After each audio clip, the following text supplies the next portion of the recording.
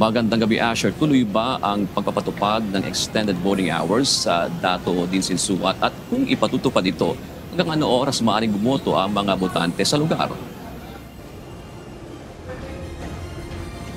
Magandang gabi naman, June. Hanggang sa oras na ito ay hinihintay pa rin natin ang kumpirmasyon ng Commission on Elections o COMELEC kung kakailanganin pa rin bang palawigin ang voting hours, partikular na sa mga polling precinct sa Datu o Dinsinsuat sa Maguindanao del Norte.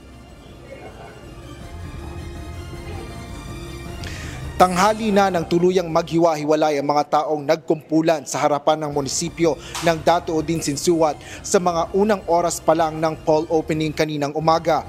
Ayon kay COMELEC spokesperson Atty. Rex Laudianco, hinarangan ng ilang residente ang mga electoral board na makalabas ng munisipyo dahil hindi nila gustong umupo ang mga ito sa polling precincts. Ngunit sa tulong ng mga kawani ng Philippine Marines, Armed Forces of the Philippines at Philippine National Police, naihatid din ng mga electoral board at mga guro. Dala ang mga ito ang voting paraphernalia, balota at automated counting machine o ACMs matapos mag-disperse ang mga tao. Nasa 34 electoral boards sa naturang munisipalidad ang naapektuhan ng pagbubukas ng mga voting precinct. At dahil sa dami ng oras na nawala sa pagboto ng mga botante, sinabi ng COMELEC na maaaring ma-extend ang voting hours sa mga apektadong lugar kung kinakailangan.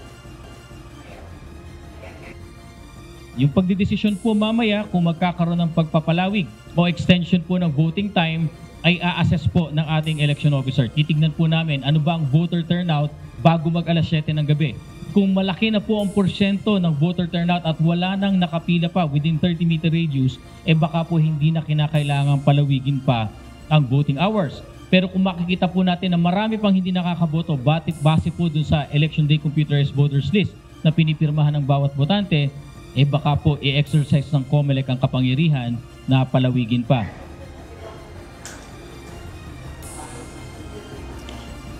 Nilinaw rin ng COMELEC na maging sa ibang lugar na may pila pa ng mga botante kahit alas 7 na ng gabi ay maaari pa rin palawigin ang oras ng pagsasara ng mga presinto.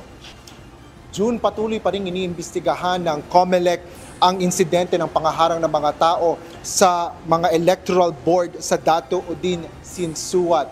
Ngunit binigyan diin ng komisyon na ang paghaharang o pagpipigil sa mga election officer na magawa ang kanilang mga trabaho ay isang election offense. Yan ang latest dito sa COMELEC Command Center. Balik sa iyo, June. Maraming salamat, Asher Cadapan Jr.